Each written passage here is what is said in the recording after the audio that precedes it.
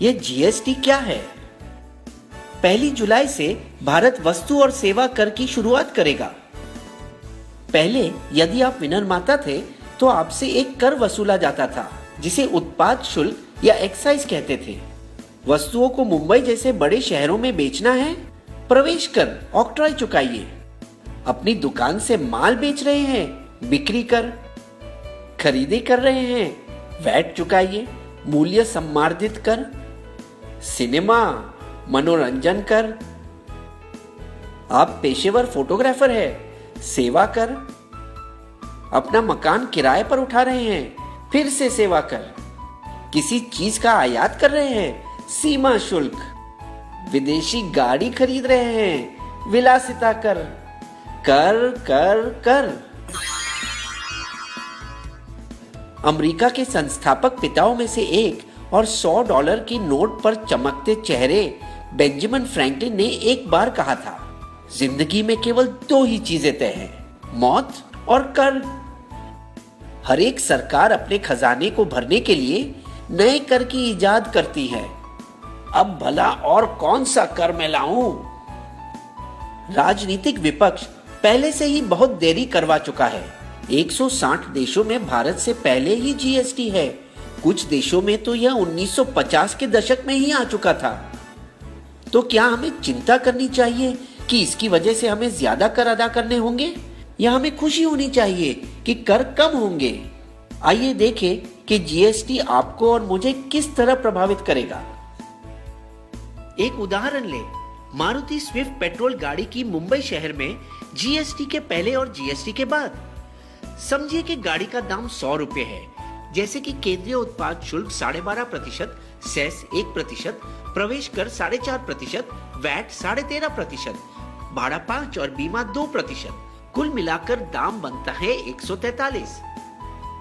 अब देखिए जीएसटी के बाद वाली दुनिया में भाड़ा 5 और बीमा 2% तो रहेगा, और फिर होगा एक ही टैक्स जीएसटी, जिसे जोड़कर दाम बनता है 139, यानी 4% सस्ता। दिल्ली राज्य के अलग करों की वजह से यह दाम बढ़ेगा। 85 वस्तुओं 1211 में से फल, सब्जी, गुड़, अनाज और दूध पर कोई कर नहीं। जीएसटी को 4 वर्गों में अलग किया गया। 5% शक्कर, चाय, कॉफी, खाने का तेल। 12% मक्खन, मोबाइल फोन, प्रेशर कुकर। 18% बालों का तेल, साबुन, दंत मंजन, भारी तंत्र और कारखानों की कुछ वस्तुओं। 28% गाड़ी, फ्रिज, टीवी और ऐसी चीजों। इसके अलावा 28% वर्ग में सेस भी 1 से 3% होगा। हम भारत में यूरोप संघ की तरह एक साझा बाजार बना रहे हैं, जहां वस्तुओं को एक से दूसरे राज्य में भेजना आसान हो जाएगा। कुछ जीत और कुछ हार मिलाकर बस वही खर्च होगा जो अब होता है, लेकिन ये सब वस्तु सस्ती पड़ेगी। दंत मंजन, बालों का तेल और शैम्पू, गाड़ियां, बैटरी, फिल्मों और हवाई जहाजों के टिकटें, और कुछ जो महंगी होगी, TV, fridge, AC, laptop, ayurvedic औषधों, पेंट्स और आपका मोबाइल बिल। लेकिन सरकार को कुछ मुश्किल बातों का सामना करना पड़ा। पैराशूट बालों में लगाने का तेल है या खाना पकाने का?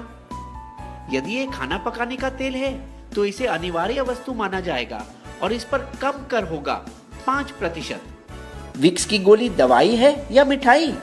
किटकैट बिस्किट है या चॉकलेट? दवाई और बिस्किट पर कम कर लगेगा। तो आप पूछना चाहेंगे कि सरकार इतनी भली कब से हो गई जो कर घटा रही है?